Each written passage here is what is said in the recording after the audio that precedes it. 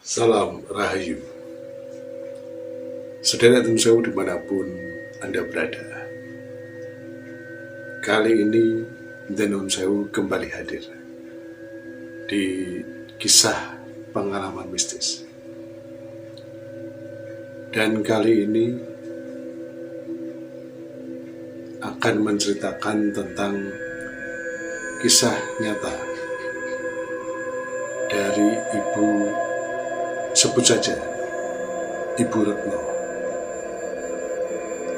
yang pada saat itu Ibu Retno mengalami suatu kejadian yang tidak bisa terlupakan di dalam hidupnya. Dan sekali lagi, untuk sederek Denun Sewu dimanapun Anda berada, jangan lupa untuk like, share, komen, dan subscribe pada video-video Denun Sewu. Dan sekali lagi saya juga mengucapkan banyak terima kasih pada sederek Denun Sewu yang sudah like, share, komen, serta subscribe channel Denun Sewu.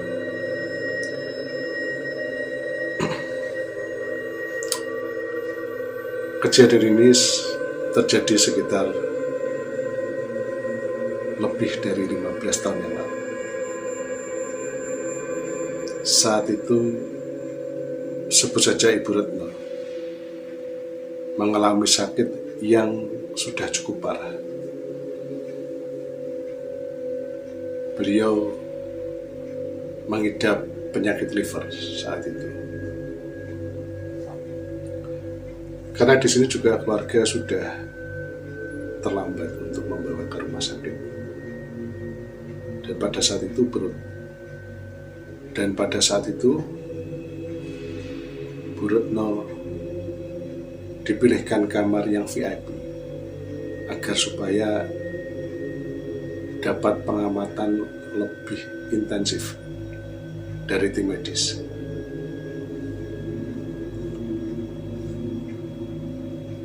Saat itu Bu Retno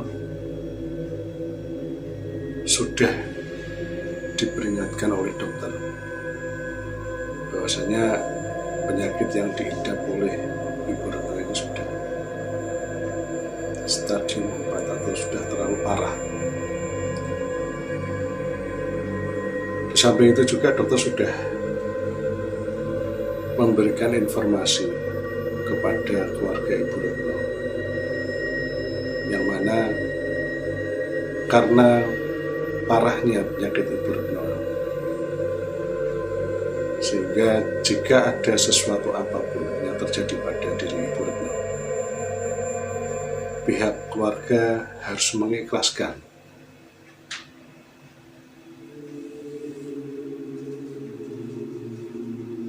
hari pertama berjalan. Bu Retno menjalankan rawat inapnya di salah satu rumah sakit di salah satu kota di Jawa Timur.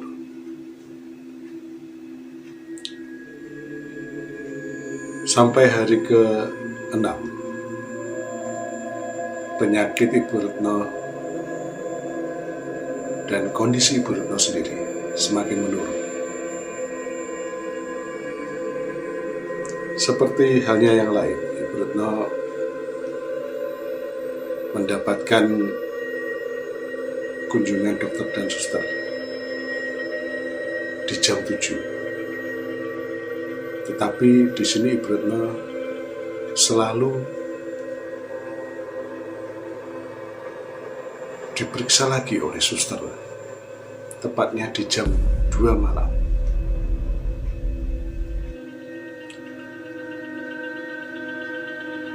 Saat itu memang Bu Retno tidak memikirkan sesuatu hal apapun, karena dalam pikiran atau dalam benak Ibu Retno saat itu mungkin suster yang selalu memeriksanya dan memberi obat di jam 2 itu adalah suster yang masuk pada shift malam.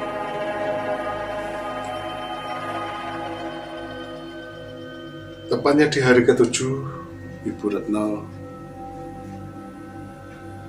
kondisi kesehatannya semakin membaik. Dan semua pemeriksaan atau hasil pemeriksaan dari dokter meningkat bertambah baik. Kesehatan Ibu Retno berangsur-angsur menjadi baik. Di hari ke-7 itu pun, dokter dan para perawat lain serta suster-suster juga kaget melihat keadaan Ibu Retno yang saat itu semakin membaik dan tambah segar bugar. Yang tadinya hanya bisa berbaring di tempat tidur rumah sakit, tetapi kali ini dokter dan tim medis lainnya melihat Ibu Retno jalan-jalan di depan kamarnya dan menyapa para tim medis yang saat itu juga mengadakan pemeriksaan seperti biasanya. Pada saat itu, Ibu Retno sempat menanyakan kepada dokter dan suster yang mengadakan pemeriksaan di jam 7. Ibu Retno saat itu bertanya, "Dok, suster yang seumuran saya di mana, Dok?" Karena pada waktu itu Ibu Retno setiap jam 2 malam diperiksa oleh seorang suster yang seumuran dengan Ibu Retno. Saat itu dokter dan tim medis merasa kaget karena memang di rumah sakit tersebut tidak ada yang umurnya 55 tahun. Itu kan suster yang datang setiap hari di jam 2 itu seumuran dengan Ibu Retno. Dokter dan suster yang ada di situ, serta tim medis yang ada di situ merasa kaget.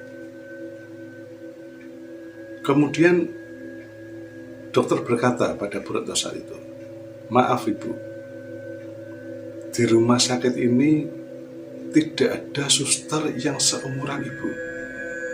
Sedangkan di rumah sakit ini pula, dokter itu paling tua di umur 50 tahun ke bawah." Saat itu memang Ibu Retno tidak percaya dengan apa yang dikatakan oleh dokter. Ibu Retno berusaha untuk meyakinkan dirinya dan bertanya kepada suster, "Sus, apakah betul ada suster yang seumuran saya dan selalu jaga di shift malam?" Secara langsung suster menjawab, "Tidak ada, Bu Retno. Di sini suster yang ada di sini, suster yang bekerja di sini, semuanya masih muda-muda." Saat itu Bu Retno kebingungan. Dan untuk terakhir kalinya Ibu Retno menanyakan kepada dokter, "Dok, betul di sini semuanya itu susternya masih muda-muda?"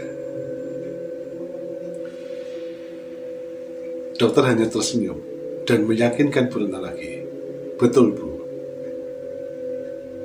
semua suster yang bekerja di rumah sakit ini semuanya masih muda, tidak ada yang seumuran Ibu." Kemudian saat itu dokter juga menanyakan kembali kepada Bu Retno, "Ibu Retno tahu kalau suster itu setiap jam 2 datang ke kamar Bu Retno, datangnya dari arah mana?" Sembari kebingungan, Bu Retno menunjukkan tangannya sembari berkata, "Dari arah sana, Dok." Dan kebetulan yang ditunjuk oleh Ibu Retno itu tepatnya di arah selatan. Saat itu dokter dan suster yang ada di situ juga saling pandang-pandangan. Akhirnya dokter angkat bicara di situ. Maaf Bu Retno, arah yang ditunjukkan oleh Bu Retno itu bukan ruang tunggu perawat, melainkan kamar mayat.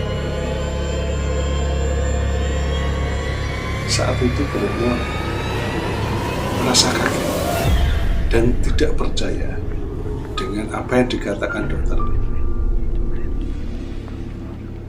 Tetapi betul dok, saya setiap jam 2 malam, saya selalu diperiksa, saya selalu diberi obat. Dan yang tidak bisa saya lupakan sampai saat ini adalah usapan penuh kasih sayang yang selalu diberikan ke saya setelah beliau memberikan obat ke saya, dan selalu berpesan, semoga sehat dan cepat sembuh, kata Bu Retno dengan nada tidak percaya.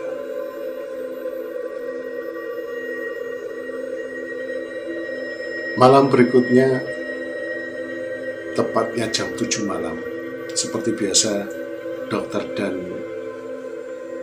perawat yang ada di situ memeriksa kesehatan Ibu Retno. Sangat bersyukur sekali, hari demi hari kondisi Bu Retno semakin membaik.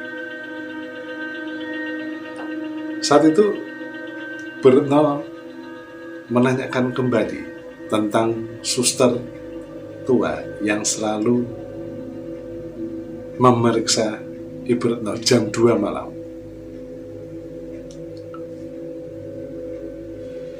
Dok, hari ini saya menunggu suster yang selalu datang ke kamar saya setiap jam 2 malam. Sebenarnya pada saat itu Ibu Retno diperbolehkan pulang. Tetapi karena berkat suster tua yang selalu memeriksa Bu Retno jam 2 malam itu, kesehatan Bu Retno semakin membaik. Bahkan hasil daripada analisa medis, penyakit itu seakan-akan hilang begitu saja.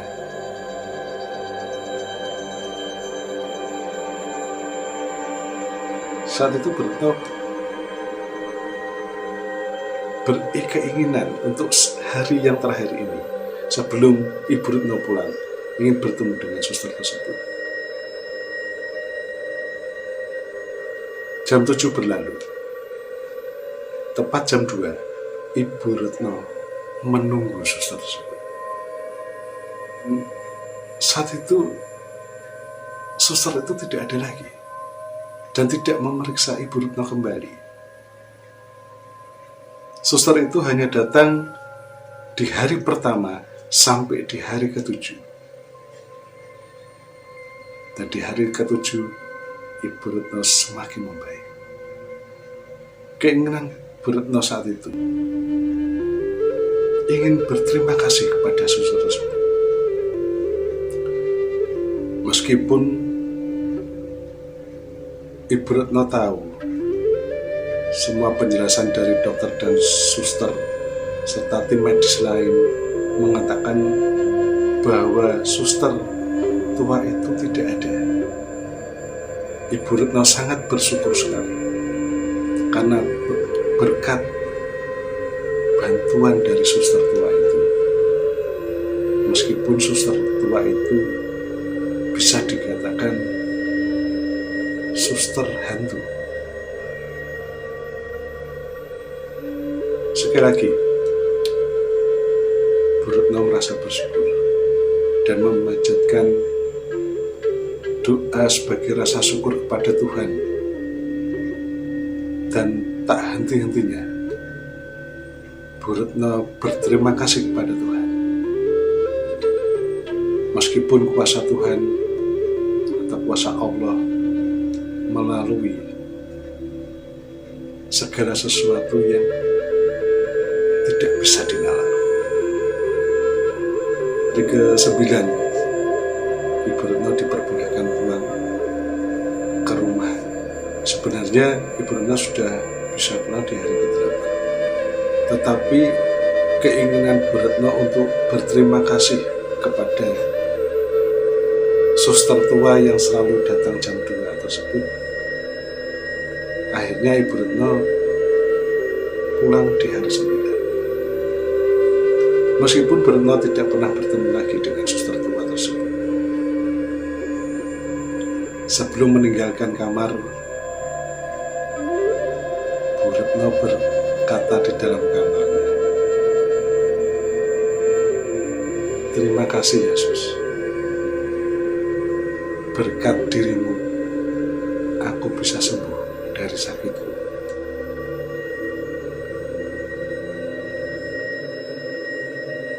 Dan sederek tenun sewu dimanapun Anda berada, itu dia tadi cerita dari Ibu Retno yang mengalami suatu